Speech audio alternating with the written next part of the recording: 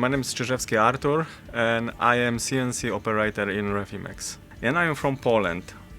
I think I find this job in internet, I was been in Finland, 7 years ago, and I can say 100%, I love this country, And then what was some problem with economic problem, and everybody around me lost the job, and it was very, very hard to find something.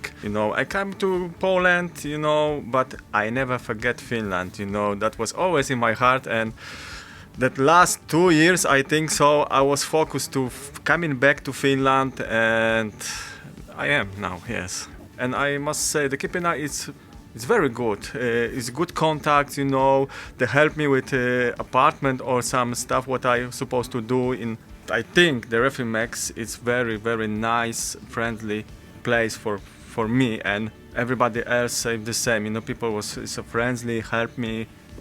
I think so. The Finland is perfect country for me, and for family, because people live in here in own way. In these small cities, people live, don't rush, have time to enjoy, and the place, is full of forest, lakes.